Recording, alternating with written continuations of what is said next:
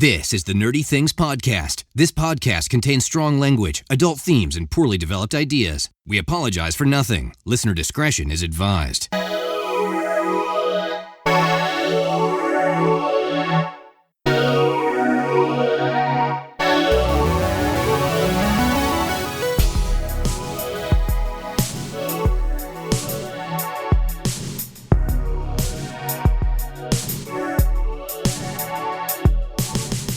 Hello, everyone, and welcome to episode 21 of the Nerdy Things Podcast. I'm one of your hosts, Kevin, joined as always by Jules. Hey, Jules.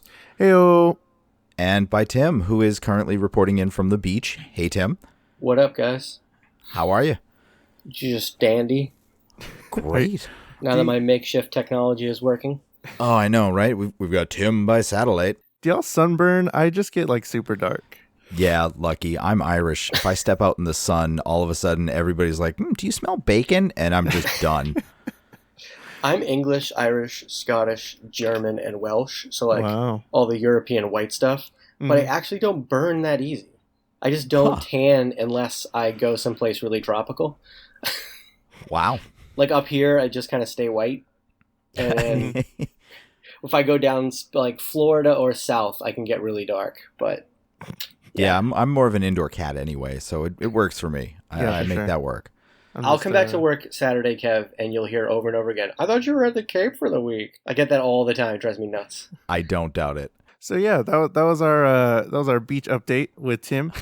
So don't forget to follow us on all the things Nerdy Things Pod at Nerdy Things POD on Facebook, Twitter, and Instagram. And if you listen to us on anything, you can review us there, but we really like those iTunes reviews. And remember, we're number one if you search nerdy space tea, the letter T, not the actual drink tea. Some of y'all were confused about that, but I'm gonna read a iTunes review right here. This is the last one that we have right now. I know we have some that are pending, maybe, and we would like you to review because that helps us, get up in the ranks, helps us get discovered, help more people get in on the nerdy conversations, and that's what we want. That's our general thing that we want everybody to get in on and talk to us, talk to each other, and all that. So this is by friends of ours, the Film Roast Podcast, and they said awesome trio. I don't know what podcast they were listening to, but this sounds like us, I guess. Couldn't have been ours. Kevin, Jules, and Tim are great conversationalists. Not only is the podcast extremely well edited and produced, it is a high-quality pod with lots of great content. If you like roundtable discussions and keeping up with news in the pop culture world, check them out. Thank you, Film Roast Podcast, and they've been doing some great stuff with other podcasters and us as well that have really helped us get together as podcasters, and it's a lot of fun, and we get have a lot of discussions and things like that. So yeah, and then what else do we have that's rolling out, Kevin, that you got recently? What is I got there? Some of the shirts that we have up on T Public. We have which shirts. There'll be a link in the notes. We got shirts that are up. I'm wearing one right now. It says I'm a cool nerd. Yeah. We got one with the logo on it, and a couple of others. Anytime we have a weird idea here on the podcast, I try to make a shirt out of it. But there's actually, they're on sale right now for I think $14 per shirt, which is down from their normal $20. Grab a shirt. Yeah, that's super cool. And what I like as well is that there's a bunch of different options, and you can get pretty much any color of shirt, and that's super cool. And you can get like stickers, you can get a bunch of other stuff. Go check it out. Awesome. And then of course, nerdythingspod.com for all of your nerdy needs, and there's some original content there as well, made by William, and then some by Kevin as well. We have patreon.com/nerdythingspod. You can go visit, get extra content. We have a ton of stuff on our Patreon. We need 3 more patrons to watch Hook. Yeah, that's the thing. If you want to hear us talk about Hook, we know you don't, but if we just need 3 more patrons, but it'll be fun. It'll be good to record. It's the best thing. All right, let's get into it. Wait, one more thing. Okay, we are elsewhere in the podcastosphere this week, are we not, gentlemen? Oh, we are. We are. Yes. What is it? Derek from the Wild Pitch podcast released episode 11 today, which stars us. Yes. And I started listening to it, and it is Fantastic. So I highly recommend that you two fools listen to it. So I will definitely be listening to it. Just to give you viewers and listeners, I mean, an insider, we went off the rails a little bit on that podcast. So I don't know how much all of what was said is going to make it into the end, but we had a really good time. It was a lot of fun. I can't wait to hear what he edited it down to, because that's really the only option. Yeah, there was a lot of excitement. There was also a car crash during our episode, which was interesting. Sure, yeah. And we usually record this podcast that you're listening to in the morning, so we're not drinking. We recorded that one really late at night. I was just going to LA. We all were drinking. It's kind of a theme of their podcast too. So yeah. So it was it was lot drunk of fun. Talk. It was good. The Wild Pitch podcast. Go check him out and go listen to us pitch our stuff. Our cat. Oh boy, thing. Okay, yeah, that was interesting. I gotta listen to that. I remember now. Yep. Oh yeah, you get to listen to yourself, and I got to listen to us make fun of you again. That was fun. Yeah. Hey, my idea was pretty cool. I'd go to that. You know what? You're going to have to listen to it again. I'm not getting into it again with you now. All right. So, let's get into some nerdy news. Nerdy news. At 6 o'clock. I don't have a ton this week that I'm really excited about. It was a lot of like anime stuff, and I think with the 4th, a lot of things toned down. But I did hear that they're actually trying to do that Jetsons thing as a TV show, which I find a little weird. God. Live action or animated? Where live action, multicam, Jetsons TV show. Who's wants this? Really? I mean, who's asking for this? Nobody. Me. No, not even you. Probably true. Yeah, I don't know. I have no words for that. That's just like it's not okay. Like, what are you doing? I mean, the show was cool. The show was interesting. Yeah, whatever. For the time that you watched it, yeah, sure. And for when it came out, it was interesting. And now it's I don't know. Maybe if they go in like I thought when they were doing it as a movie, I could see them doing like a broad appeal, like family movie type thing, trying to get butts in seats, because it would obviously be big budget, because something like that just has to be. But with a TV show, I can't imagine anybody but like Disney doing that, and I'm sure the budget would be like $17 and a Zagnut bar. And are they trying to do like a Big Bang Theory sort of thing? That I don't know, trying to follow that. Maybe sort of, I don't even know. Dude, the recipe for disaster has already been written in a cookbook form. You had the Muppets did a movie that was very successful. The Muppets did a TV show, which was a good TV show, very unsuccessful. Very much so. Mm-hmm. That's the recipe for disaster. It's in the cookbook. If they would just read it, they would say, oh, let's just do the movie. No, but they're doing the spaghetti method. They're going to see how much stuff they can throw against the wall, and if it sticks, they're done. You know, that's why we're getting a Herbie reboot, too. Did you hear about this? Disney's working on a reboot of the Herbie Disney TV. XD. Herbie the Love Boat? Herbie the Love Boat bug. Yeah. Love Boat. That's a different show. Is it going to be a new bug? Are they going to use a classic like 1950s bug, or are they going to use one of the new ones? I'm certain they're going to use a new one. Wasn't that the Lindsay Lohan movie? Yeah, that's exactly it. That was the last time Herbie was anything. But horrible. It was before that, right, Jules? You know this is like a classic Disney thing from the 60s. What do you mean? Lindsay Lohan started it. No, that's what I thought. She is a vampire.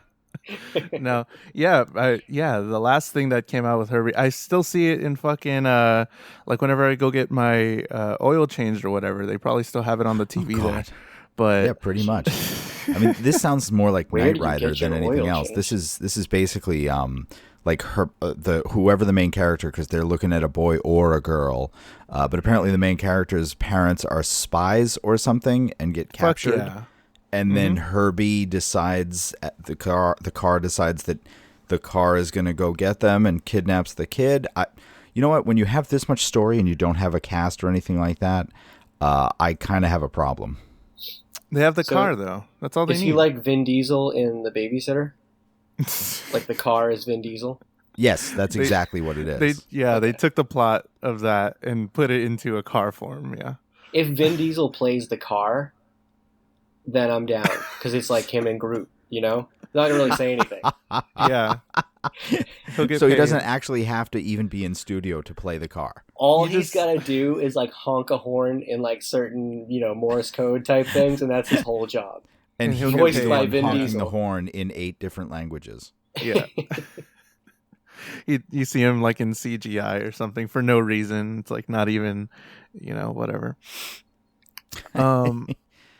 I'm super excited. We have to do a Rick and Morty episode because they did just confirm season 3 is coming at the end of the month, and that's freaking amazing. I mean, we don't need Tim, right? Me and Kevin. Yeah, me and Kevin got I know it. you guys are all excited about it, so I'm on board. Sure. You gotta watch the first season. Tim, Jenny and I watched the first 2 seasons in 3 days. I guarantee you can get up to speed by the time this happens. And according to Jenny, it is the best, worst show she has ever seen. That's a great description right there. Yeah. Some people on Twitter recently that have just got into it, I read they don't like the art style, but I think, I've never heard that before until recently. They're that's like a bullshit thing to say. Yeah, they're just like, oh, this is too like vulgar and it looks ugly, and it is a little abrasive, but it's not like out there to where is it like you're Ren just and like Stimpy style. It's not even that far. No, it's not even that. It's not even that crazy. But yeah, some people are like, oh, I just don't like the way it looks and it just feels dirty or whatever. And I'm like, it's okay. like Futurama or The Simpsons or, anything else that's animated. Yeah, pretty much. And that's what I've been hearing lately because people are jumping back on it and they're like, or jumping right into it now that they announced season 3 and they're like, what's Rick and Morty about? And it's like, you don't just watch it. Just enjoy it. It's funny. It's about a half hour great. of the worst things you've ever seen animated. Yeah. And it's fun. So yeah, Rick and Morty episode coming. We'll watch all that stuff. I'll probably rewatch it. It's on Netflix, right? Netflix, Hulu. Is it Netflix? No, I had it on Hulu. So you can definitely get it on Hulu. Cool. Which is good. You know what? Quick anecdote. You know what show that's really good that that I jumped into? Fucking Frasier. Why the fuck am I watching Frasier? And why is it really good? You're an old man, awesome, and it's dude. not. Frasier's one of the best sitcoms of all time. Oh God. I watch like, Frasier why? constantly. I was like, why is it? I looked it up because another podcast mentioned it that I listened to, and I was like, oh my goodness, there's 11 seasons. Okay, let me watch it. Who was watching it first off? There's 20 episodes a season, and I started watching it. It's like, it's very intelligent, and I'm laughing. It's a really good episode, or a really good show. So that's another good one. This just shows how great you are. Oh, thanks. Because Frasier is awesome. It's one of those shows, it's kind of like Seinfeld. I feel like I think the cutoff range is about 32. If you're under 32, you just don't get it the same way. If you're over 32, you do. So I give you, a lot of credit for getting. Yeah, Frasier. I didn't think I would get it either, but like they just take it places where I'm not expecting, and then I'm just like literally laughing, and I'm like, wow, I've never had a lot of TV shows do that. But the funny thing about Frasier is it is intelligent because we're gonna do Frasier talk. This is happening. Oh God! Kevin, get over God! The funny Well, listen, thing about, I had a crush on Daphne. We're good. Yeah. The funny thing about Frasier is it is smart. Like, it is these guys that are overly intelligent, kind of out of touch, and they do speak about, intelligent things. But so many of the plot lines are so typical sitcom, but yet it's frustrating in the best kind of way. Like, they go to a ski lodge once, and they all end up in the wrong room trying to get with the wrong person, and the ski instructor wants Niles, and Daphne's friend wants Niles, but Niles just wants Daphne, and he thinks Daphne wants him, and nobody wants Frasier, and that's just so typical sitcom, and it's so frustrating the whole episode, but you still laugh at it, and Marty Crane is just in there to kind of ground everything and make everybody normal, and Frasier's awesome. If you like Frasier, go back and watch Cheers. Oh yeah. I'm definitely gonna check that out and figure out where to go from there. But I'm still stuck on I'm like halfway through season 1, so I have a long way to go. But it is definitely super sitcom-y, super funny, intelligent, and I really enjoyed it. Like Rick and Morty. Anyways, okay. But less vulgar than Rick and Morty. Frasier talk. Yeah. Frasier talk. Oh New God. segment. We need a new song. Frasier talk. Okay. It's a new segment. We've got the huge topic, and we've got Frasier talk. Well, what didn't Woody Harrelson come out of Cheers though? Like, wasn't that one of his breakout roles? That was his breakout. He was nothing before Cheers. Yeah, and now look at him. He's in everything. He's in the upcoming Han Solo movie. He was a big part of the Suzanne Collins books there. What's her face with Katniss Everdeen? Yeah. I'm just going to talk until it comes out of me. Hunger Games, Kevin. Hunger Games, the Hunger Games. He was a big part of the Hunger Games. He was on True Detective season 1, which was phenomenal. Did you guys watch True Detective on HBO? No, but I'm laughing. You need to watch the first season of True Detective, and then you need to never watch True Detective again. I'll let you know how, if they do revive it, season 3 goes. They're looking at, I'm going to screw this up, Mahershala Ali, the guy from Luke Cage and other stuff. That guy. That he's in. The other stuff got me. I know that guy. House of Cards as well. Yeah. And they're looking at him to save True Detective. And I don't know that it's possible.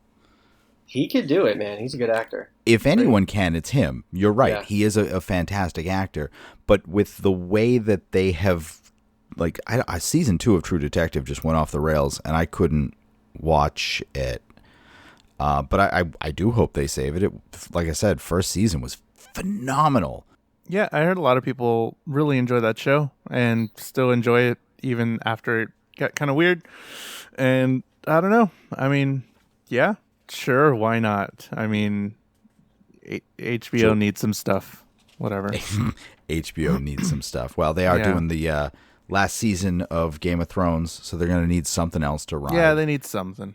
Yeah, I mean they're doing. I hear the last season is going to be like 8 episodes, and they're going to be longer, feature length or whatever. Movie.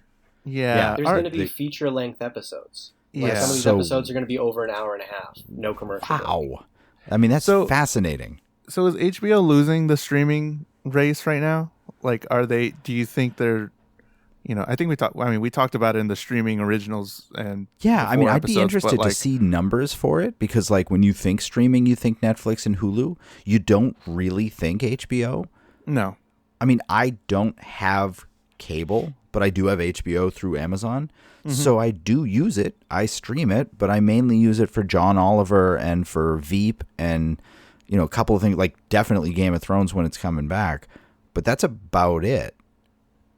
I don't sit down and say I'm going to watch something from HBO or I'm going to see what movies there are. Yeah, or what original content is coming from HBO. Yeah, it doesn't really I want to come stream. Up. No.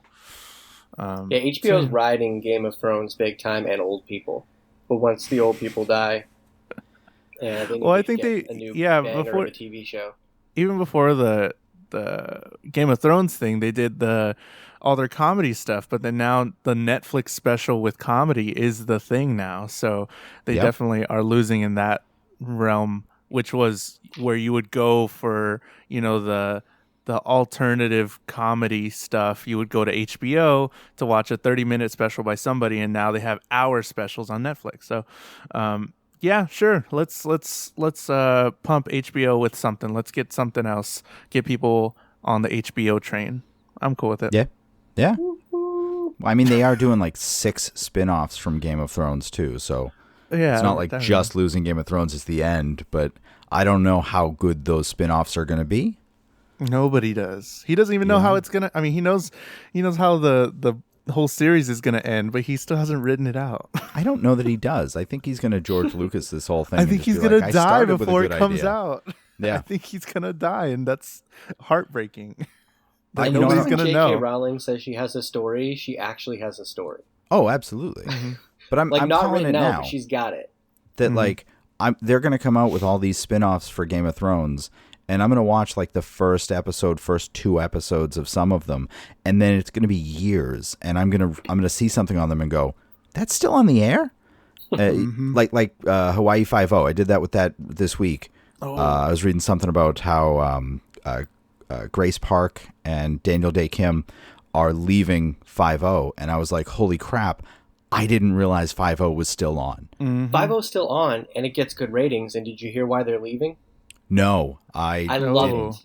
Yeah. They are leaving because they were getting 15% less than the white actors. What? And they asked for equal pay, and they said, this is the deal we're offering. So they said, fine, we're walking. And they did it. Right. I think that's awesome. Yeah, good for them. for sure.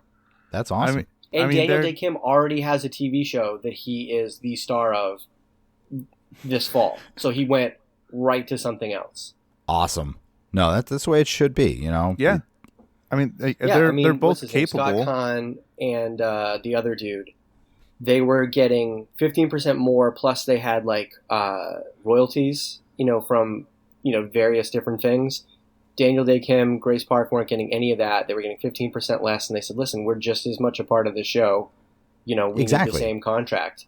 And I give it to them because they put their money where their mouth is, and they walked. They took a stand. I love it. Because Daniel Day Kim, since 2004, has been a major star of a major network TV show every year. He went right from Lost to Hawaii Five-0, and now he's going right to this other thing. So this guy, he's legit. On TV, it's not movies or anything like that. I think he's maybe been in a couple small parts, but still, there's nothing wrong with being a TV force. And he has been a major player in a hit TV show every year for the last 13 years. Well, now I just can't shake the mental image of like this little old couple, and the wife is yelling at the husband, and she's like, "Get in here, Morty! That show with James Caan's kid is on," and like that's the only reason they're watching it is because of James Caan's kid. Wait, is he James Caan's kid? Yeah. No wonder he's such a douche. I didn't know that. Yeah. There you go. Learn something new every day. But yeah, they're very capable actor and actress, and it's like, that's great. They set a great example for like how to handle that correctly, and they knew what they were worth, and they knew that this was not a good thing, that they were, fucking getting paid less for fucking whatever reason they want to make up. That's pretty shitty. So kudos to them, I think, and that's super cool. Yeah. Agreed. Definitely. So what's next in the news? Hey, the Celtics signed Gordon Hayward yesterday. Biggest free agent guy available this offseason. Boston Celtics signed him. That's pretty awesome. Okay, continue. Can you play the theme song to Nerdy News one more time? That's my nerdy thing, okay? Okay. Yeah, okay. Hey, Jules, you can nerd out about anything. You really think that like fantasy sports isn't nerdy?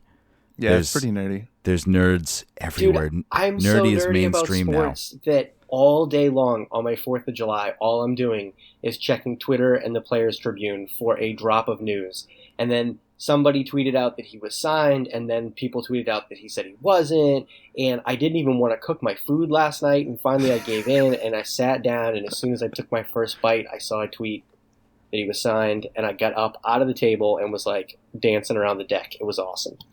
To be fair, I'm not going to lie, I joined fantasy football these past 2 years just because it is super nerdy, and I know nothing about the players, but I love the numbers, and it's super fun to gamble and figure out numbers like that. So, and that's why the NFL is the biggest sport in the world. For sure. Yep. So, Lord of the Rings lawsuit settled. What's that about, Kevin? You know what? No, nothing. No? Okay. We're going to do something different. I don't really understand Twitter, but I did see that there was a tweet that confirmed that Samuel L. Jackson was going to co-star in Captain Marvel with Brie Larson, which is cool, but I'm not sure we need more of Nick Fury in that universe because he doesn't really have any power. Like, he doesn't have a job. He's just a dude who everyone thinks is dead. So I'm curious to see how they work that in. Can't he just be a badass? Can't he just be Samuel L. Jackson? I guess so. I mean, he's the one with the... Would there be anything wrong with that? No. I guess not. I mean, it's Sam Jackson. He's awesome. This is one of his 20 projects. So just let him. We were talking about Sam Jackson actually last night, and the children's book that he has read. No. It's called "Go the Fuck to Sleep." Oh, okay, yeah. I was thinking about that. I heard him read it. I didn't know he wrote it. I don't think he wrote it, but he was the one that read it. He read it. You know who I think I saw read that first was Jennifer Garner. Really? Yeah, she did. I saw this video with her. She's like by a pool and she's reading this book. And so I don't know if she wrote that or if he wrote that, but she was the one I saw read it first. Really? No, that was interesting. This came up last night because I went over to my friend Matt's house. I don't know if either of you have heard me talk about Matt. Yeah, I know Matt. Oh, you know Matt? Oh, yeah, that's I was weird. kind of supposed to be there. Remember? I thought you would have been there if you knew Matt. Yeah, shut up. We set off like $300 worth of fireworks and almost burnt down a shed that he wanted us to move. We'll talk about that later. But afterwards, we were sitting around just talking, and he's got a little daughter, and I was reading one of her books to her. And apparently, I was reading it in a way that was reminiscent of Sam Jackson reading Go the Fuck to Sleep. So that was a topic of conversation that came up. Nice. I listened so to... the author of Go the F to Sleep is Adam Manjbach. Oh, Adam. I don't know him. If you haven't heard LeVar Burton read it, it's pretty funny. But Jennifer Garner also read it. Apparently Samuel L. Jackson's read it. So, yeah, it's a thing. That's cool. You know, anyways, that was a thing. Marvel movies, or discount Marvel movies. Fox just released their schedule with 6 more Marvel movies on the horizon. Marvel movie light. Yeah, exactly. It's like thanks Fox, and seriously, it's going to be like Deadpool 3, the New Mutants or whatever they're working on, another sequel to the X-Men, but there's a couple X-Men that we can't quite figure out what it would be. A lot of speculation about it being the reboot of the Fantastic Four that just has the children, Franklin and I think her name's Valeria, but that'd be weird and awkward, and I think Fox should definitely do it. And they should, if they do, they should definitely not make it clear if it's a reboot or a sequel or if it connects to the X-Men in any way, because that'd be really fun. They should definitely do that. That could be interesting. But did y'all like any of the Fantastic Four movies at all? Or did I y'all haven't watched them? the new one. I liked the other ones with Chris Evans. They were campy and fun, and they were before superhero movies were serious. And I like that. I can get behind that. I didn't like any of them. I was interested to see the newest one, but then I saw like all the ratings, and I was just like, that's another Fantastic Four that I can stay away from. I'm not whatever. It had nothing to do with the source material. It was just a bullshit money grab bullshit story, thing. Yeah. You know, it's kind of like the Hulk. There's too many Hulks, and too many Hulks. Yeah, no, I'm with you. That's a great song. I love that song. And too many Fantastic Fours. Yeah. Well, no, there's too many like reboots and weird spin-offs and within our own lifespan. Yeah. Yeah, I mean, I like that. You know, I like some of them. I like that you change the medium. I don't know that I need Michael Keaton as Dumbo. Or in Dumbo, or he's making a comeback as an actor. He is a Dumbo. He is. I love it. Michael Keaton's been on fire. He has. He's just making a comeback. I mean, this guy's been on fire the last 5 years or so. I'm excited. I'm going tomorrow night. I already got my tickets to Spiderman. I'm going to see the first showing. What's that other one? I think I saw a preview of it. Yeah, I just saw another preview that he was in, and I was confused because he wasn't wearing a bird-themed costume. Right. It wasn't bird related at all. I mean, yeah, I love Birdman. Did you see him in the Burger movie? The Burger movie? You know, about the founding of McDonald's. It was supposed to be really, really good, but I never saw it. No, I never saw that. Oh, I heard about it. No. Yeah, it was supposedly really good. Because there's a lot of interesting kind of background as to background how stuff McDonald's that nobody came about. Like, he was a salesman to this, one burger shop or something like that, and ended up deciding that they should branch out and became a partner, and then took over the company and all this kind of stuff. So wasn't there like some backstabby stuff too? Yeah, well, he basically cut the original owners out, essentially, as I understand it. So, but it's supposed to be really cool, and he plays the guy amazingly well, is what I heard. Yeah, that's cool. It's called The Founder, I think. Yeah, The Founder, 2016. Yeah. I heard another podcast talking about it, and I was like, "Oh, that sounds really interesting about fucking McDonald's." Yeah, for some reason, it didn't get a lot of traction in theaters. Like, I mean, it was in Indy, and they weren't going to promote it huge anyways. But all the reviews, especially of his performance that I heard, were like really good. There's a lot of buzz around it before it came out. Wow. I think it might be on Netflix now. Anyways. I'll have to check it out. But do we need a live action Dumbo? Why is everything live action? What's that? Right. Fucking keep anime. Fucking Disney's anime killing it with live action. That's why they're doing it. They are. It's money and it's working because people are riding that nostalgia train. But especially off the heels of Beauty and the Beast, which was actually really good. So yeah, and that was a good one where it incorporated some new elements, and I hope they do that with Dumbo too, because a live action Dumbo would just be kind of silly because it's going to be mostly CGI because it's a weird elephant with big ears who's flying. So how do you do that live action? Well, it was the same thing with Jungle Book, which we talked about, which you didn't see, and actually was really looked good. Beautiful. Yeah. Sure, I take your word for that. Yeah, it was mostly CG, but it was still really good, and still, I think it was worth doing. Yeah, well, and Jumanji is the other one. There's another reboot that's in our lifetime, and it's sad that we've lost Robin Williams, but we're getting a Jumanji reboot, sort of, because it's a video game this time instead of a board game. Did y'all see that trailer? I did. I loved that trailer. I thought that trailer was amazing, and that made my wife excited to see the movie as well. Yeah, see, now we're calling it a reboot, right? So my question is this. I don't know this yet, but let's say there's some of the same characters in there. Like, let's say, there's the same monkeys, or that hunter guy shows up in this. Yeah. Is it then a sequel? I don't know, and that's the thing, is until we see it, I don't know if they're doing reboot or sequel, because it is time later, and it is a video game instead of a board game, and so there's the potential that someone did, because there's video games of board games. We talked about this, the other week, where you make a video game out of a board game, and that's fine. So maybe they did that. Maybe this is just the way to update that, and I'm good with that. So the next one that we'll see is in 20 years, they'll make an app because no one uses apps anymore. So it'll be Jumanji the app, and everyone will be like, well, this won't run on my contact lens computer. And they'll have to boot up an old tablet that their grandparents have laying around. As a contact lens wearer, I'm very excited that my new contacts could feature a computer. Right? It's coming, man. It's happening. That'd be great. Excuse me, I'd like my prescription with the higher processing power. That would be great. Too funny.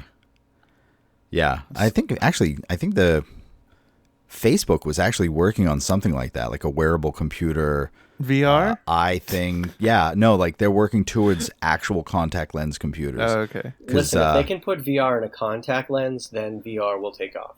Well, it would be AR. It would be augmented reality at that point. Very true. Yeah. But yeah, I think that's definitely something that I heard them working towards. And the first step to that is their own streaming service somehow. Facebook is doing a streaming service. Yeah. Yeah, that's not going to work. I mean, everybody's doing it. Why not? Nope. Let's get a Twitter streaming service too. Instagram. It's not going to work. The Twitter streaming service. Live, yeah. You guys remember Netflix tried it, right? I mean, Netflix. Did Redbox. I've never Netflix tried it. Tried streaming. Redbox. Redbox had a streaming service for a while, and it was actually a really cool deal because when Netflix first started streaming, it was like, hey, you get the subscription to the DVDs plus the streaming, right? Right. Which was really cool, and then everybody canceled the DVDs because you didn't want to wait for them anymore, and there was so much streaming stuff. So with Redbox, it was like, wow, this is like Netflix, except for I can actually go get the movie the night that I want to get it, because you can get a certain amount of rentals per month, depending on what you paid or something like that. Anyways, it was a good deal.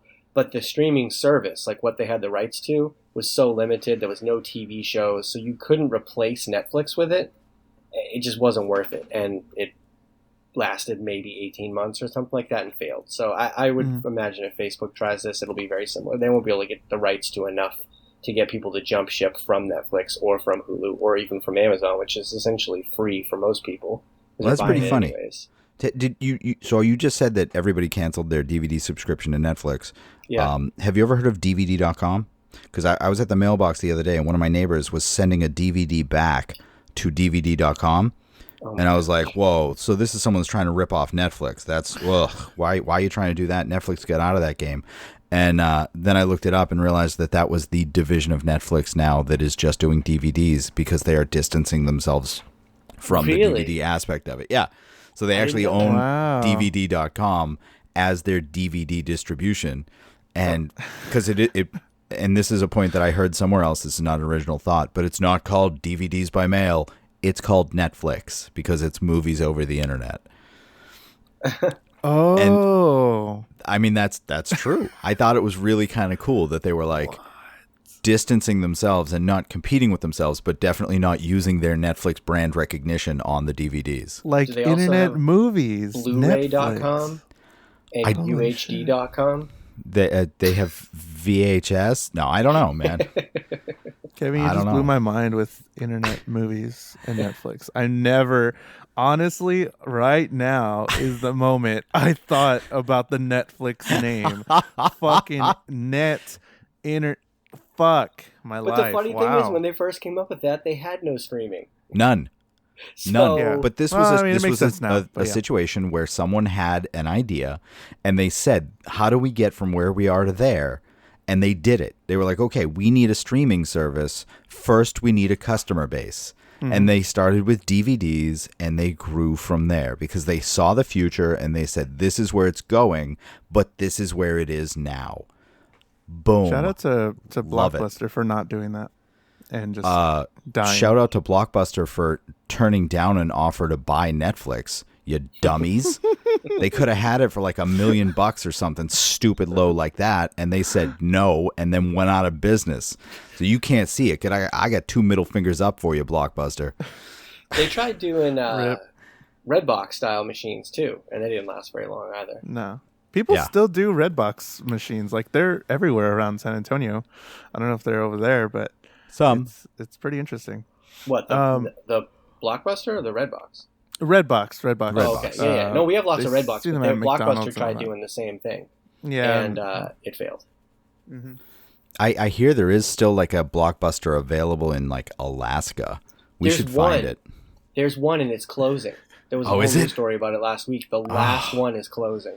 There's a really funny Twitter account that's called like the last Blockbuster open or something like that, and it's just a parody account of them like saying some bullshit. It's pretty funny. That's pretty funny.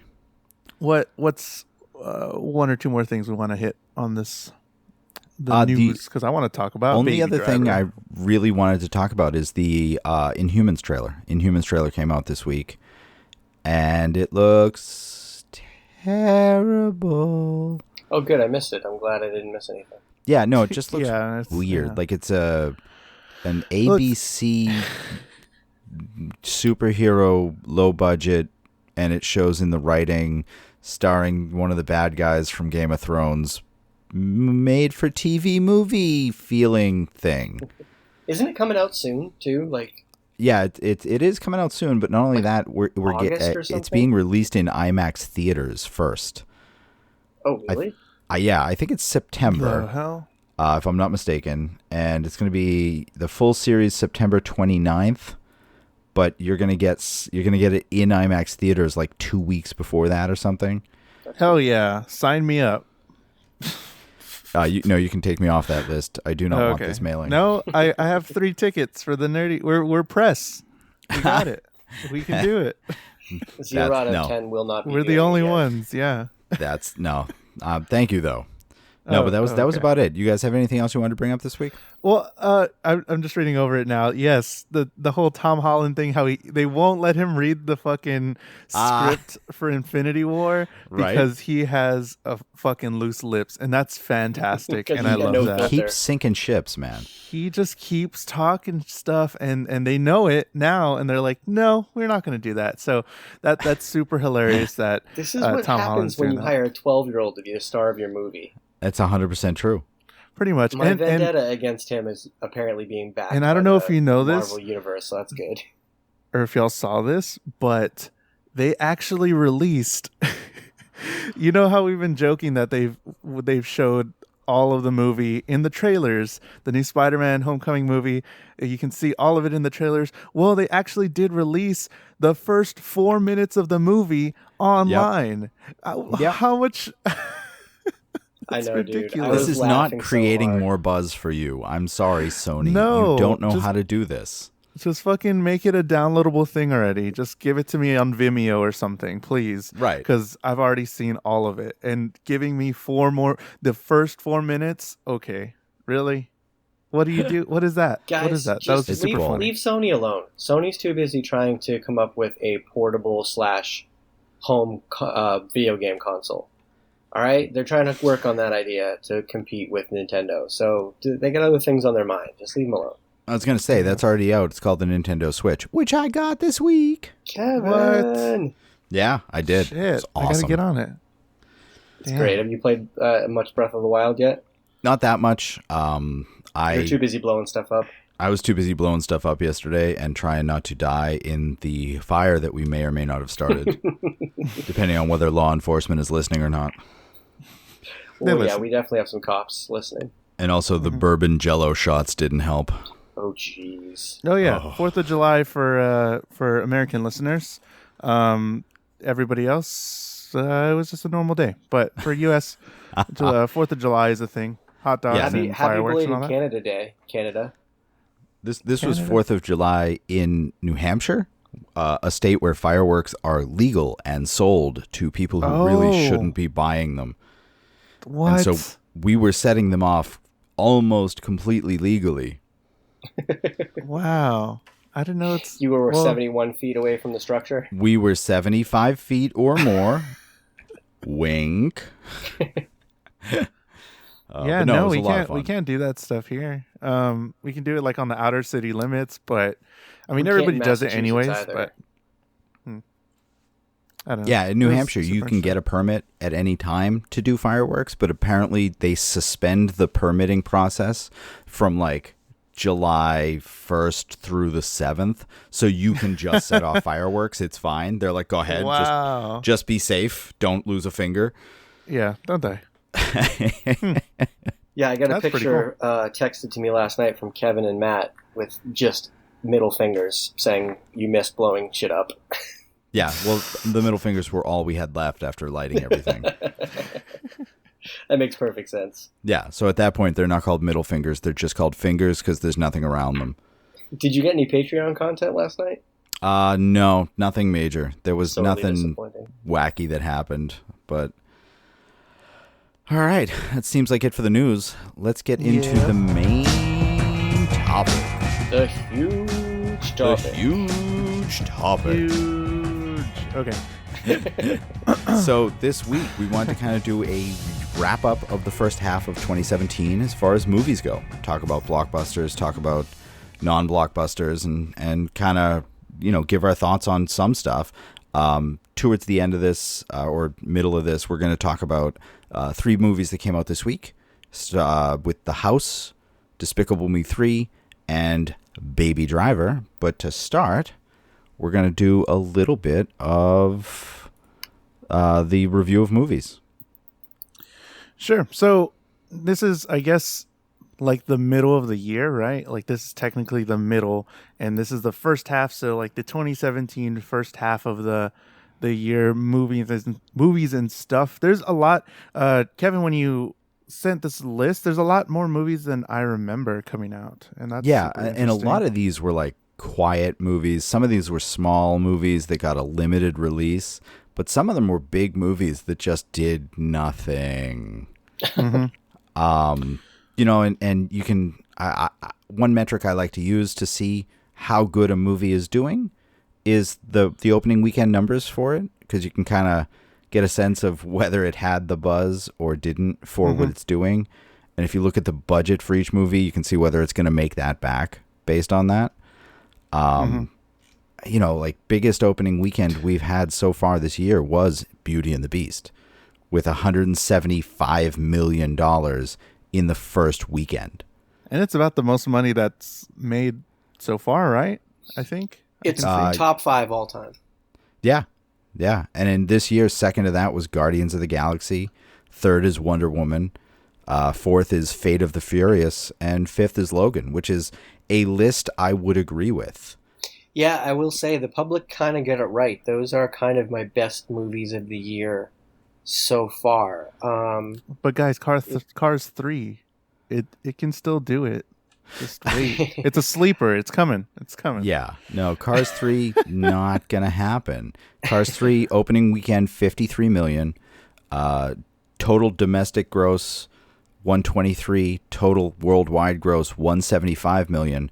Budget, 175 million. Wait, their opening weekend was only 53? Yeah. Cars 3 opening weekend was 53. Despicable For a Me. Pixar movie? That's awful. Despicable Me opening weekend, 72. Wow. What did Cars 2 do? I'm curious. Cars 3 just tried so hard to be a thing. And I mean, when I went to LA, there was so many fucking posters for Cars 3 and fucking what's his name? Lightning McQueen and everywhere and all that stuff. And it was on all like the rides that I went on and stuff. And nope, it's just people are over it. I think there was like some smaller movies that wasn't Cars 1 or 2, and there was some smaller like whatever, but it's just not hitting anymore. I don't think. Cars 2 opening weekend, 66. Cars 1 opening weekend, 60, yeah. But that was still before Pixar was enormous, I think. You know what I mean? Like, I don't know. That just seems disappointing because usually they've had bigger weekends than that. I mean, I think a lot of what they make is on the back end, though. I mean, everybody buys the DVDs or the Blu-ray or I don't know, I'm dating myself. No, I agree with that, but their box office numbers are normally really solid, and that's just, I don't know, that's just not what it should be. It should have been higher than that. But anyways. Yeah. Another one that I'll tell you, that wasn't going to be like a huge box office smash, there's been a lot of buzz around it, and I finally saw it. It was really good, was Get Out. Oh, I haven't seen that yet, but yeah. Really good. Everybody loves that such a low budget, $4.5 million budget, opening weekend, $33 million. Yeah, I mean, you can tell it was shot like on a cell phone, or probably a decent DSLR. Like you could tell it had a video quality to it, not a film quality. But the concept was cool. The people delivered well. And the final, kind of sequence, like you didn't know where it was going to go. You really, for a long time, didn't quite know who was good, who was bad, what exactly was happening. Once you figured that out and they delivered kind of on the typical horror movie climax, it was a payoff. It was really good. Yeah, Alan keeps talking to me about it, and I can't wait. Hi, Alan. I'm going to see it, and I'm going to see it soon. I just haven't had a chance yet. Yeah, I got it on Redbox. It was awesome. Awesome. I'll have to give that a shot. Looking at the comparison between the budget and the domestic gross, it looks fantastic. But I thought, on the wider scale, it made more than it did. Because domestic, it's 175,000 for the budget, or 175 million. My bad, with the budget of 4.5 million. And in comparison, it's not anywhere near the top movies, but that's a fantastic, and for him it being the first movie that he directed and to be it doing this fantastic is great. So a movie like that is never going to be like a top grossing box office movie, but with all the talk about it, that's why there, oh okay, yeah, I guess so they're looking for a return on investment, and then they're looking for the buzz to get out there that increases its long-term, gross at the box office, but then people are going to buy the DVD, Blu-ray, Redbox, whatever. So I mean, it's one of the studio's best investments in recent history. I can almost promise you that in terms of their ROI. Yeah, I mean, it's number 7 for this year for big budget movies as far as domestic gross. That's awesome for such a low budget. Yeah, I mean, Clerks cost, I think, not that much less than that to make back to 20 some odd years ago, and Kevin Smith was praised for how much. Yeah. You know what I mean? Like, it's 4.5 million is incredible. Yeah, no, I'm with you on that one. I mean, that's pretty spectacular. One of the ones that kind of flew under the radar this year, which I think it did well, and I think we talked about it, but it's kind of gotten lost amongst the Guardians of the Galaxy and that kind of thing, was Kong, Skull Island. Yeah. Yeah. And that's one of the top ones as well, but not as close as Guardians or anything like that. But yeah, that definitely has made a lot of money, and a lot of people do love what they did with that. And it's super I thought cool. It was really good. And not a lot of people talked about it for very long. Like, it had a real quick hit and then kind of went down. And you're talking about Guardians, you're talking about Wonder Woman, talking about Logan, Get Out got a lot of, that press. But quietly, that was a surprisingly good movie. Yeah, I mean, I was shocked that the whole thing was resolved by Samuel L. Jackson just reciting "Go the fuck to sleep" to the gorilla. I didn't. It was a twist I did not see coming. Yeah, you wouldn't think that would work, but no, it did. It did. Spoiler. Sorry, spoilers. Oh man, they made another Underworld movie. Jesus they did. Christ. Yeah, and that was another one that kind of went under the radar. Just like, Xander Cage, which we know Tim didn't realize was out, that came out in January. Right. There's been so many movies this year, and I actually think that this year we've seen fewer holiday 4th of July blockbusters than in recent memory, because we had a lot of bigger movies earlier in the year because they're trying to get in before the bigger blockbuster 4th of July movies. And I think that they kind of, not necessarily shot themselves in the foot, but I don't think there's anything to draw people out on this week when people have time off. I mean, there was Despicable Me 3. That was a bit. But that's a family movie. That's going to draw people out no matter what, because you're going to have kids screaming that they need to go see this or they're going to die, and parents who want to die until they take their kid there to shut them up. Fuck Minions. Yep. I think the 4th of July thing has come and gone. Like, I might be wrong about this. I don't think 4th of July was a big movie release time prior to Independence Day. Sure. I think Independence Day was a hugely hyped movie. They timed it. They wanted it to come out, right around that time. And I think, it's like our business, Kevin. These studios are always looking at comps. They're looking at comparable year-over-year numbers. So once they put up a big movie on a date, they want to kind of comp above that the following year. And so it just became a thing that movies tried to capitalize on 4th of July. A, because Fox wanted to comp over the year before, but B, because it did well, so clearly this was a good time for people to go see movies. I don't think it's an ideal time for people to go see movies. Like, I wanted to see Baby Driver this week, couldn't find the time. People are going away on vacation. They've got the 4th of July fireworks. I don't think it's a great time for people to see movies. I think it just happened to be that perfect storm with Independence Day, and then they really just kind of loaded up. I think it would have to be like the movie of the year that comes out that week in order to make it a big week. So I think the studios are realizing that they might actually been shooting themselves in the foot, trying to schedule some of their best movies at a time which really isn't ideal for people to go out and see it. Mm-hmm. Yeah, I guess. I think Baby Driver was that years, movie. I don't think this has been as big a thing. I think we saw that on Memorial Day weekend this year too. If Baby Driver had a better name, it would have been that movie. But nobody understood it, or cared to understand it by the name, and it is probably my favorite movie now. So no, I mean, that's kind of true. Like, I had no idea what this movie was about, what Baby Driver was about going into it. And definitely if they had it's a good name technically if you watch the movie, but oh man, it could have been so much better. It could have been something different to get people out there. For movie people, I think they did a good job promoting it though, because there was a ton of trailers and they were well placed. Yeah. So. Yep. No, I agree with that. I have some tweets because I asked what's the best movie of 2017 so far and why. Some people answered at TLDR_MoveRev, which is a TLDR movie reviews. They said probably still Get Out, but Okja and Baby Driver are very close. So we didn't talk about Okja yet, but we'll sort of talk about that right now. So CNC Geekcast said, "Damn, that's a hard question, but I think I'm going to give it to Logan. It raised the bar for all superhero films for me, and we talked about it. I mean, No? Logan was good, but Logan just... Logan I don't in know. black and Logan white, didn't do it though. as much for me because it tried to wrap up some of the X-Men stuff, but then they shit all over that by having more X-Men stuff. It was a good movie, but it didn't do anything revolutionary for superhero movies. I mean, it was a little grittier. It was a little more R-rated. That was kind of in the wake of Deadpool, but I don't think that movie did anything special. It was just a good movie, but it wasn't like revolutionary or anything like that. It was just good. Yeah, no, I agree. You didn't see it in black and white though, so I don't know. Oh yeah, sorry. I guess Totally I didn't different. see Oh that. boy, no, I don't need to go see it in Art black and Nouveau. white.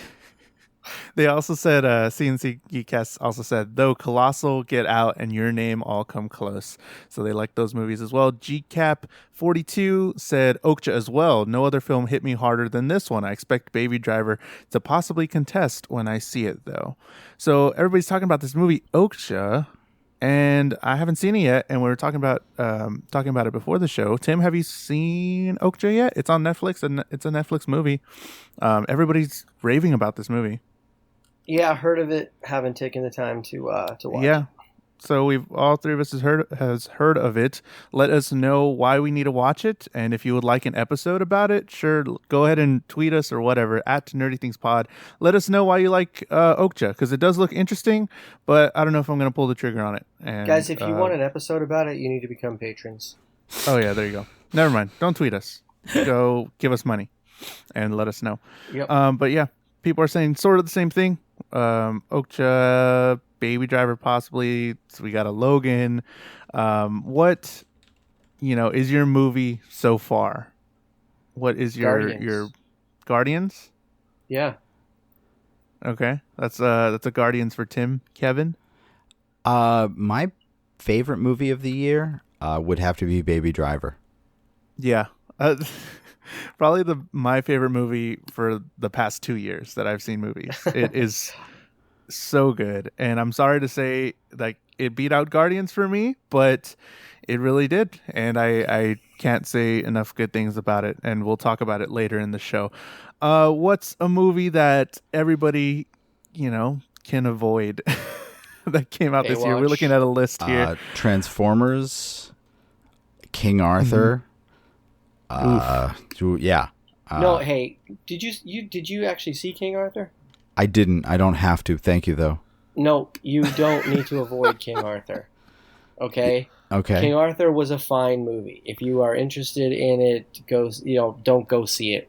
Get it on Redbox, whatever.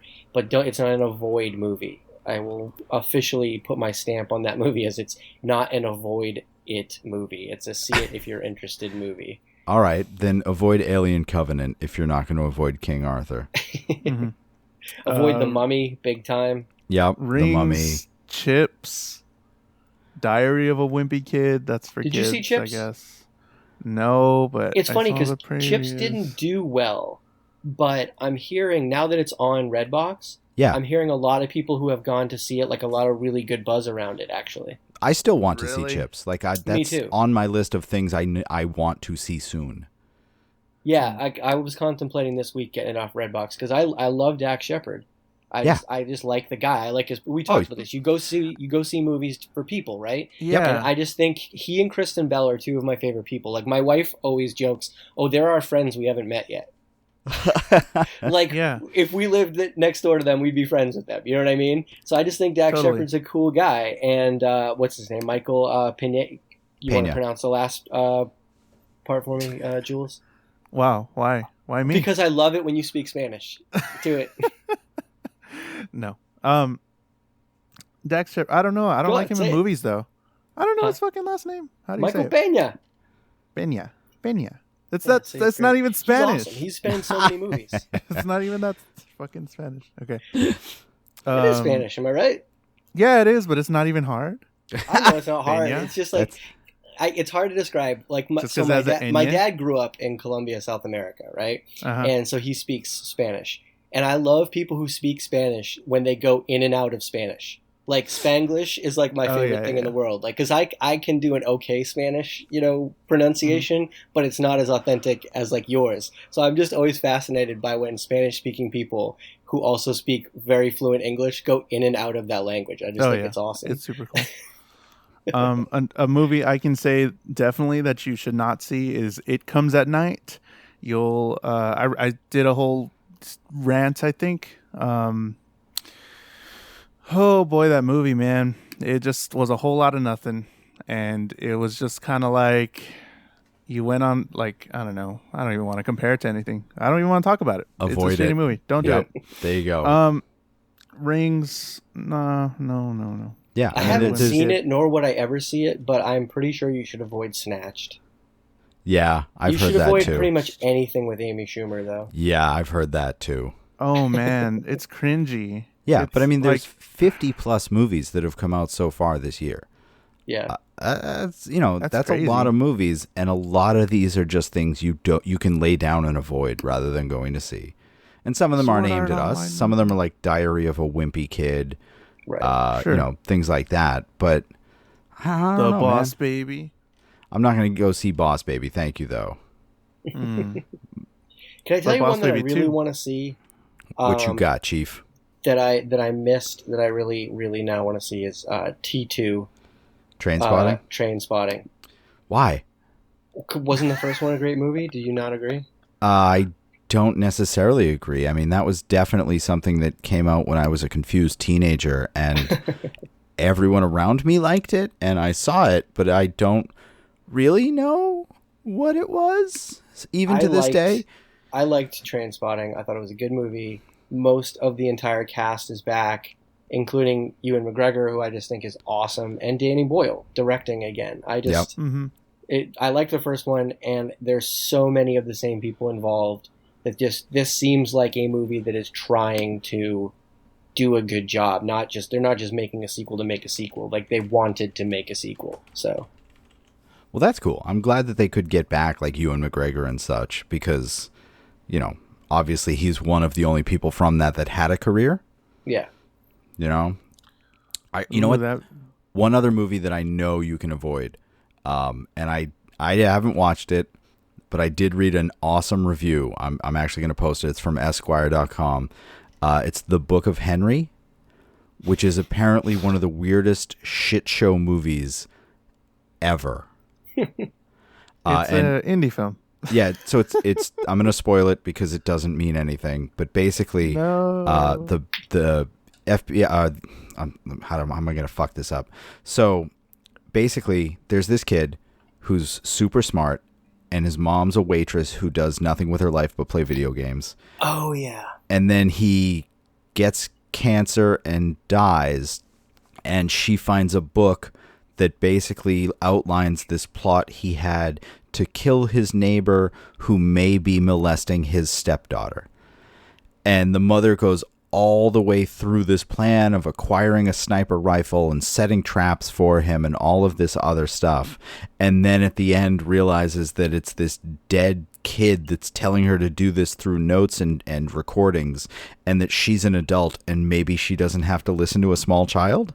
But he was a genius. He was, but also no. Fuck, if that doesn't want to make you go see a movie, shit. Yeah, guys, how do we avoid reminding people not to go see Ghost in the Shell? Ugh, right? Listen, I've put that movie out of my mind. I thought it was just implied.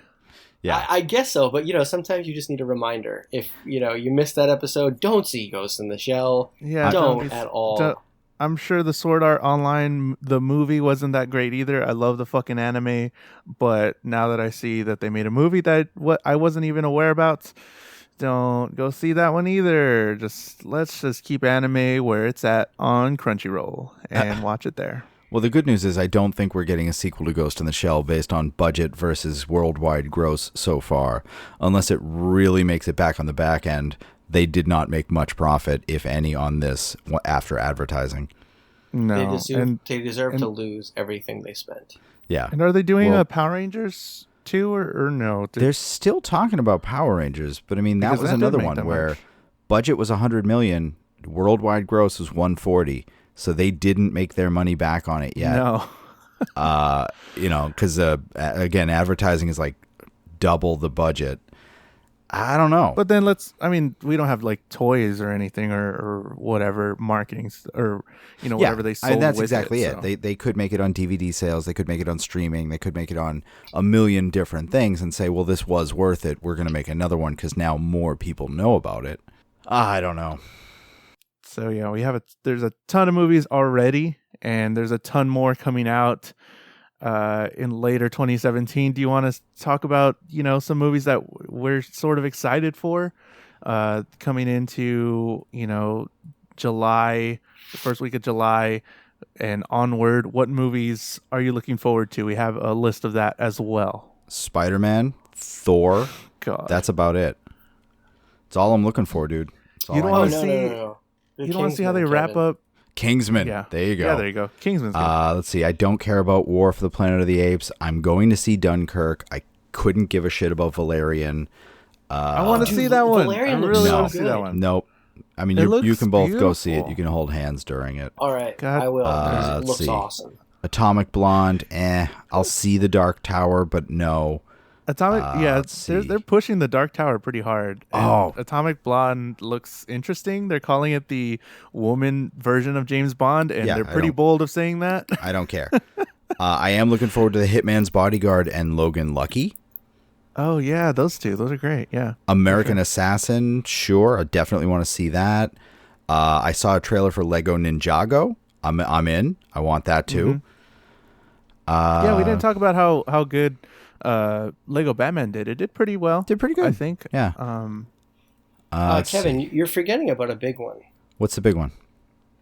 Star Wars. Star Wars. Yeah, Star Wars. I'm excited for Star Wars. I'm excited for My Little Pony the movie. No, Blade Runner. Pitch Perfect 3. Pitch Perfect 3. Blade Runner. Yeah, I'm going through the list now, and it's like there's some upcoming stuff. Murder on the Orient Express. Definitely not. Daddy's Home 2. Definitely not Jigsaw? looking forward to Justice League. The new Saw movie, Jigsaw. Yeah, no one? I'm not having that. Coming out in October, of course. Yeah, no, God but Particle. yeah, and No. Jumanji, December 20th. Jumanji. But yeah, that's. I mean, it's a good list. I'll look for Yeah, that. there's still a dozen or so movies coming out that I am excited to see. Not, maybe 6 of them hit, but still, if I get 6 more good movies, like really good movies by the end of this year, it's been a very successful year. No, it's not bad. Not a bad year. But yeah, I'm going to see, like I said, Spider-Man Thursday, tomorrow night, or tonight if you're listening to the podcast when it drops. So do you want to talk about next week's Spider-Man episode before we get into this week's movies? Because I think next week we should talk about Spider-Man, or no? Next week we're going to talk about Spider-Man. Yeah, we should talk about Spider-Man. God. I Tobey agree. Maguire Spider-Man. Yes. Toby, we're going to talk about all Spider-Mans. Please. That's all I want in my life. I tweeted that as well. I think I tweeted it last night. All right. Tobey Maguire, bring him back. Please. So yeah, next week's patrons. episode will be Spider-Man. The other 10 thing I patrons will watch realized Spider-Man 3. is after our little conversation earlier, after Frasier Talk, we should do a sitcom episode sometime. Oh, we should. We'll do that soon. Put that in the notes. Very near Yeah. future. I've always been a big sitcom guy, so. For sure. So yeah, those are the movies that we liked that we've already gone. Fucking, let me do that one again. Jesus Christ, I can't talk. Yeah, so those are the movies that you're not going to cut that, are you? You're probably not. I'm not cutting that. All right, cool. Do it the again. Emoji Movie. How do we miss that one? Those are the movies that we liked, the movies we didn't like, the movies we're excited for. Let us know what you like, what you're excited for, and all that on Twitter at Nerdy Things POD. Go like our memes on Instagram and follow us on Facebook as well. Nerdy Things Pod. Patreon.com/Nerdy Things Pod as well. And you can do all that, get extra content. We're going to talk about some movies that we saw this week. And I'm going to give you my minute and a half on The House, and then I'm going to get out of here because I don't want to get sure, Baby we'll talk. Driver spoiled for me. Go on. All right. So, what were the movies House, again? The House, Despicable Me 3, and Baby Driver. If you haven't seen any of those movies, generally go see just them. kind of peter out. Go Or see avoid them. we're gonna talk Baby Driver at the very end, so you can get a review on that. But The House, what's that about? What's going on with that one? The House is an adequate movie starring Will Ferrell, Amy Poehler, and that crazy guy from Brooklyn Nine-Nine and other TV shows with a crazy last name.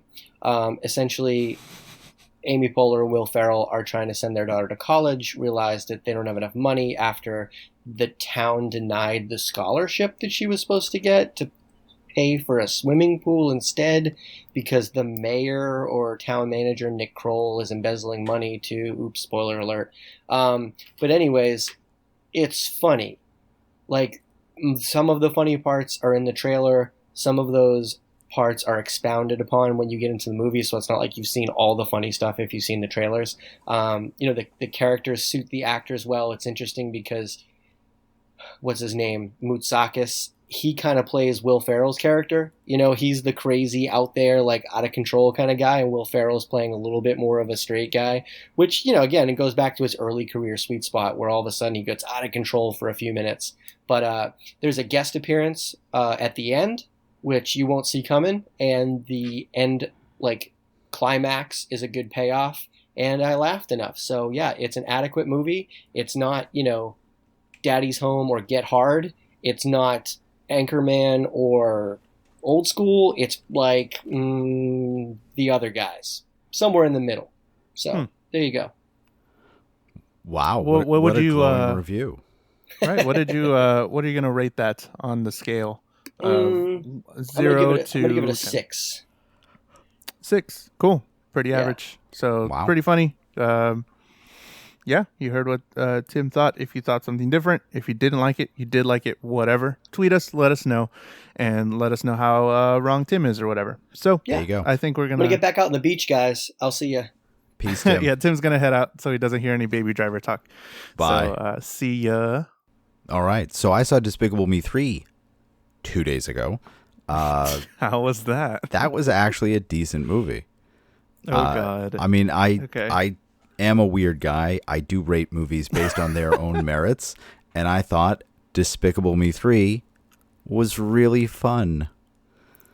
So you've kept up all the way through with all the Despicable Me movies. Oh yeah, and hopefully not that Minions movie. No, I saw the Minions movie too. Oh Jesus Christ! Fuck Minions. Oh no, dude. Minions was that was pretty good. But no, Despicable Me, decent movie. Despicable Me 2, also a decent movie. This one here expands on it a little bit more, which is great. It shows them as a family. It was fun. It was less Minions and more about Gru and his brother Stu, or Drew. I think it was Drew. Yeah, that's how much I love this movie. Both voiced by Steve Carell, right? Yeah, and it was honestly, it was like watching Gru from Despicable Me talk to Michael Scott from The Office at times. Oh, that's kind of because cool. His brother Drew was just even more off the wall than Gru. Mm-hmm. It was weird and wacky and kind of awesome. But yeah, I mean, he's still out of the evil business and he's still trying to be a good guy. Yeah, decent. If you have kids, take them to see it. If you don't have kids, borrow one and go see it. Or if you're like me, just go see it. But yeah, no, it was worth it. It was a good family movie.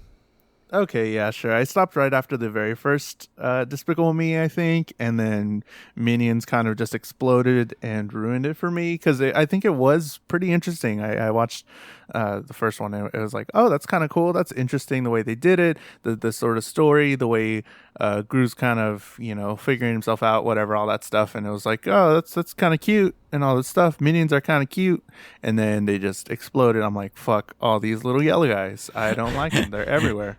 No, I don't need these in my life. They're funny. They're, like I said, there's less Minions in this, and what they did have was distilled down to what makes Minions good and not what makes Minions bad.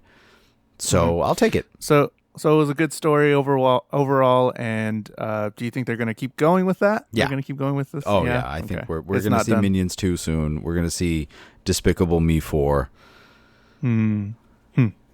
All right. Well, I guess I live in a Minions world now. That whatever. Yep, they are taking over. So let's talk. Yeah. What'd you give? What do you give Despicable Me 3 on a 0 to 10. Whatever. You know what? I'd give it a 7. Okay, pretty entertaining. Fun for the family. Exactly. You know, mindless entertainment, kind of funny. I laughed out loud at several points, and people thought I was, you know, some sort of weirdo. But I'm cool with that. Awesome. So now let's get into it. If you haven't seen Baby Driver yet, we're going to talk about it. Probably spoilers and all that. Full spoilers on Baby Driver. Starting right now, I'm letting you...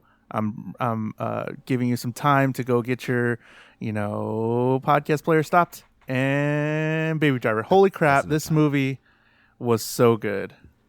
Oh my goodness. I've not had more fun in the movie theater.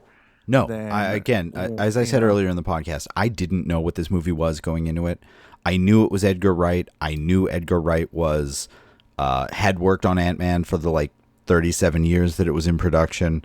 I knew that he was, Shaun of the Dead and The World's End and the third one in the Cornetto trilogy. But I didn't have any real expectations for this movie, and I was blown away. From the moment that it started, when he's walking the opening down, sequence, yes. He's got the music, and you realize that the graffiti in the background is the lyrics for the song. There was so many little gems in there, yeah. Oh, I was floored. It was so... uplifting too. The way that interesting you used uplifting, but it wasn't like a super uplifting story the whole way through, but the way the sounds would react to the music, the way that what you would see visually reacted to the music, the way you would hear certain things as he would pass certain things. You heard just in the opening sequence, which was done I think all one take, I think, from what I've read, and he passed by a trumpet player at the end, and you hear the trumpet kind of come in, and then you see him pass by somebody playing drums, and then the drums kick up a little bit more, and these certain key spots hit, and they just hit with the music as well. Yep. And it was fantastic, just that so was beautiful throughout the whole movie. The whole thing was just edited together so well that I sat there asking how many times they had to shoot this scene to make sure that the sound lined up with the action on the screen so precisely. The scene with the cops towards the end with John Hamm when Darling got shot, and John Hamm is shooting at the police, and the gun is making the sounds from the music. Every time there's a drum beat from the music, you get a gunshot. It was just so perfectly lined up and so in character for this movie. The music was a character in this movie. Usually the music blends into the background, or at worst, or at best, it's like in Guardians where the music is something they are doing. In this, the music was a character of the movie. Mm-hmm. For sure. And I never really... the last movie I got that from was Birdman, but that was also just drums. And this was just a full sort of, they had regular music, but then they also had, or instrumental music, I mean by that. And they have vocal, whatever style. He loves making his own music. So he, Baby made his own music, and it was super funny and all that. Deborah, they talk about, her name, his name, and all that stuff. They do a ton of music references as well. And I was not expecting any of that. And I came out loving this movie, and totally just perfect, I think, probably casting with Ansel Elgort. He's a shitty name, but he was, super interesting, super cool, super chill as a younger guy. And I definitely... see him going places after this, after they see what he can do. Sure. Definitely, bringing him in with all these other great people. You said John Hamm, Kevin Spacey, and a ton of others. And, putting him in there and giving him the lead, and, letting all these other great actors do so much good work around him, and him complimenting them very well. It was super cool, and it was super interesting to see. Yeah. Well, Ansel Elgort's mother is actually a choreographer. Oh, and very cool. So that's a lot of why he was cast for this, was because he can dance, because he grew up dancing and with her dancing. Yeah. But yeah, I mean, that was cool. He was a good casting for this. A lot of the casting in this was amazing. You know, even Jamie Foxx, who I hated, but I hated him for a reason. But I loved that the music wasn't one genre. I loved that it wasn't like, oh, we're going to do just this one thing that he listens to and that's all you get. It was whatever song was around. You know, like when he got when he stole the car and you have like that techno type music coming out of the speakers. Great.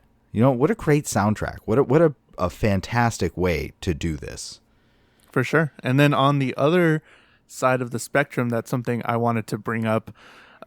C.J. Jones, which was the deaf African-American actor that played I guess his caretaker, or what was the relation really? It was caretaker, his foster father. Or foster father, foster father, and he was deaf, and they did the whole, with the subtitles and stuff, which were fantastic. And he is actually, which I found out, he is actually a deaf actor as well. And they didn't put a whole lot of, marketing into that. He if you don't know what CJ's done, here's some of the things that this actor has done. He's developed 3 one-man shows that have toured the US, Japan, Sweden, Australia, Ecuador, and Canada. He co-wrote and directed 6 classic fairy tales for children's television, a series called Once Upon a Sign. CJ produced the International Sign Language Theater Festival, which hosted theater artists from all over the US, Russia, and Mexico. CJ's tons of talented man, and they didn't really, put a whole lot of that at the forefront. And he's a deaf actor, and that's fantastic. And we need more of that hashtag. I think there was going around deaf talent into these movies, and he, did so well. He represented himself so well in this. He was great. Just the whole audio aspect of this was just so well respected, So, yeah, I mean, if you haven't seen Baby Driver, definitely go see it. If the name kind of scares you, well, I mean, obviously you're not listening if you haven't seen it, but the name was kind of interesting. I don't know, what did you think of going into this? I knew like some stuff from the trailer, but I knew a little bit, but I didn't. All I really knew was that this kid had tinnitus and he drove for criminals. I didn't know how he got the name Baby, whether it was his real name and why. Yeah. And I'm not going to ruin that for anybody. I mean, we've seen spoilers. Still listening. Yeah. Whatever. But I did. I loved the whole of it. Like, I had no complaints coming out of this movie. Also, how good was John Hamm in this movie towards the end, towards the other half? John Hamm was really good. I mean, this is the thing is, I think I've said to you before, I see actors as their iconic roles for the most part, and I imagine that they're all the same character. And so Jamie Foxx's description of John Hamm being like the burnt out Wall Street guy, all I'm thinking is Don Draper. Yeah. And so in this movie, we had the guy who ran Westworld. I'm sorry, not the guy who ran Westworld. We had President Underwood. We had Electro from Spider-Man. And we had... That's what you know? Okay. Don Draper. Really, what other iconic role has Jamie Foxx been in? Top of your head. Django. Exactly. So we had Don Draper. Django. Okay. And Flea in this movie. And The Punisher. Yeah, they kept pushing him, but he wasn't really in the movie. No, he wasn't. That was like what's his face? Channing Tatum being in G.I. Joe 2. Yeah, he was in G.I. Joe 2 for 30 seconds and then he died. Yeah, so they really pushed John Bernthal, I guess, because he's pretty big now. I mean, he was pretty big back in, Walking Dead days, but now he's bigger with Punisher and all that. But they kept pushing him, and he's on the name, on the thing. But anyways, so what are some things that you didn't like? Because I do have like maybe 1 or 2 things that I didn't really enjoy, or I enjoyed the whole thing, but something that they could have done maybe a little bit better. Lay it on me. What do you think? Oh, well, so I don't know. It just felt like it ended like 3 or 4 times. You know what I mean? They could have ended it at this point. They could have ended it here. Oh, they're going to keep going? They could have ended it here. And I just kept waiting for the ending because I was like, this is kind of getting a little bit longer. Like, this is, I mean, not time-wise, but like, it was just okay. I'm okay with the ending right here. Oh, they're gonna keep going with this. Oh, he's going to jail. It he's, was kind of whatever. like Lord of the Rings at that point, but I did like how at the jail scene, at the courtroom scene, they were kind of going through, and the old lady was like, and then he threw my purse at me and said, "I'm sorry, ma'am," and drove off. Because I mean, he's a bad guy, and I'm glad there were consequences for this. But he was a good guy too. Like, he was in a bad situation because he had a bad life and he made bad decisions. But he was a nice guy to do it. Yeah, he didn't want anybody to die. Yeah. Eventually, even when that same courtroom scene, they did the whole where the bank teller was like, "Oh, he kind of motioned for me not to go in and whatever." Right. And just showing that he was, maybe that's why they put it in, just to show that he's ultimately was a good guy. And if these situations happen, I guess on a grand scale, these situations happen in this movie. Yep. And it didn't really change him or do a whole lot. We don't know towards the end if prison was good for him or not, but we come to believe that towards the end that he was still a good guy because he still cared in these little ways that he did. And but yeah. I mean, I read something the other day. I read something. I mean, the headline was the ending of Baby Driver was ambiguous, and I'm not sure I feel the same way. Not really. It was pretty cut and dry. If you maybe because they think that last pickup scene where she picks him up was a dream or something, but it's like, no, he got out after like 5 years. I think that's what I got. Yeah, I mean, that was my takeaway from it, was that was real. He did have that sort of daydream earlier where she was in the 50s and in that same pose and at a car. But I don't know. I've just felt like he was getting out of jail and life goes on. Yeah, and it was all pretty good, and she stayed with him and all that stuff. I mean, he still looked the same because it was only like 5 years, and he does have a younger looking face, but I don't think it was ambiguous at all. I think it was pretty good. Do you have anything that was a little not okay with you, or any gripes or anything like that? I mean, the only things that it's really super nitpicky stuff. Like, sure, if you're driving a getaway car for a bank robbery, maybe wear a mask like the other three fools in the car with you. Yeah. Because they definitely had pictures of him. Definitely, like, why would, when the bad guys are searching his apartment because he was trying to make a getaway and they find the tapes that he made of the songs that he was making, why would that be incriminating or suspect to them at all? And obviously they hadn't listened to them before they brought them back to President Underwood. Yeah, because they made a whole thing. Because it was a whole thing. So why were those tapes even a focal point of the movie? I don't... Just because they think they were recording conversations and criminals are weird. Right, but all of them had names that were nothing to do with them. So it's a box of tapes that are music. Like, that wouldn't be suspicious to me if I was there to toss his house for anything. And if it was, I'd definitely listen to one of them and not bring it back and go, he was just making music. Oh, yeah, like, especially because he has all the equipment there. You could have just popped the tape in and been like, "Oh, let me check if this is me or whatever." Yeah, I mean, Jamie Foxx is crazy, man. Yeah, no, he really was. I feel like there was something else, but really a great movie, and so I don't want to pull it apart. No. Yeah, I mean, I'd definitely go see it once or twice more just to figure out all the musical cues, all the things I missed. I mean, it's definitely good for a repeat watch, of course. And we talked about the way they use music, the way they didn't use dialogue and stuff, but I want to get more into how they didn't, explain everything, but you got it. Like the whole thing with his mom, where what happened to him, all that stuff, there was no words to that. And they just showed it to you pretty much, and they let you figure it out. They let you connect the dots.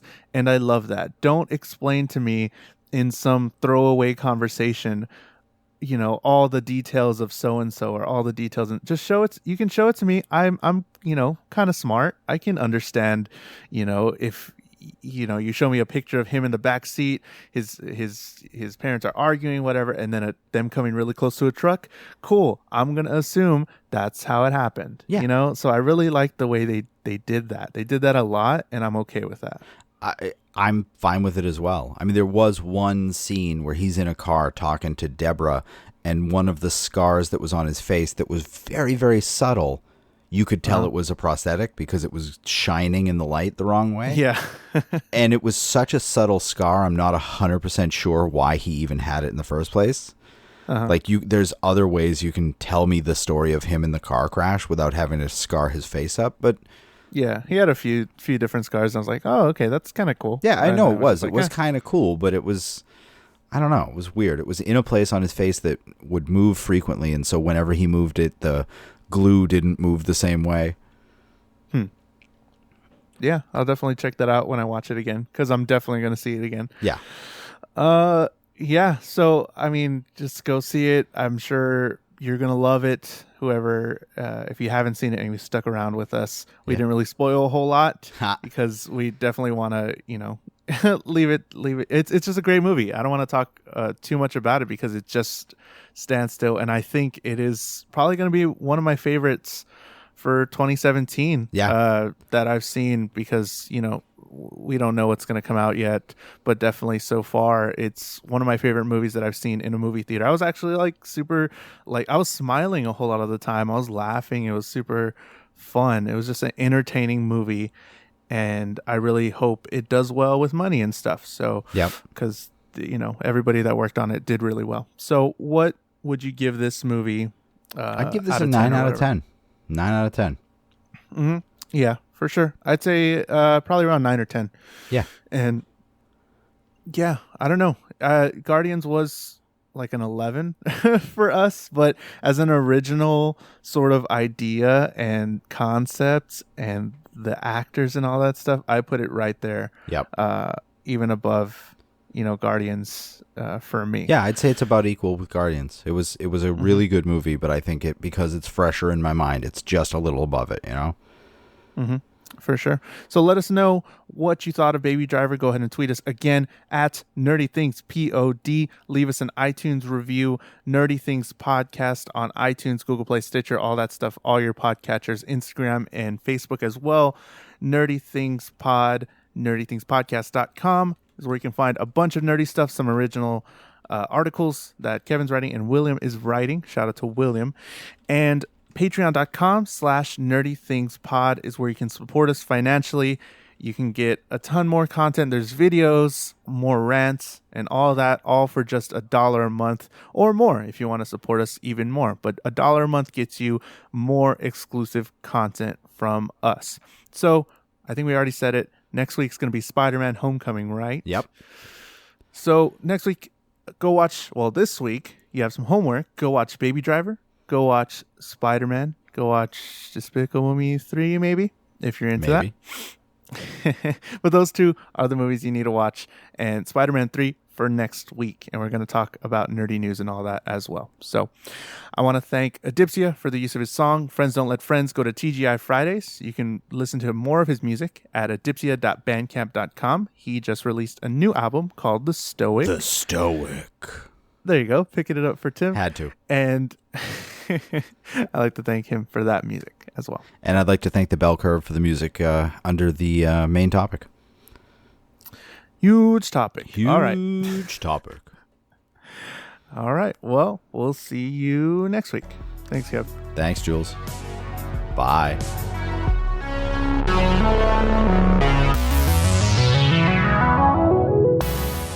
Hi, this is Derek from The Wild Pitch, and I'd like to talk to you about something that's very important to me. My podcast, The Wild Pitch. Now, since you clearly don't have access to a skip button, listen to this. Eat as many brats as possible. And this. An in-home cat communication system that allows your feline friends to talk to you through a series of intricate bell rings and button presses. And how about that? I imagine it would be about as satisfying as drinking orange juice after having a burrito. Find us on iTunes, Stitcher, Google, I don't know. Stare into the sun and you might hear it. It'll buzz in your ears.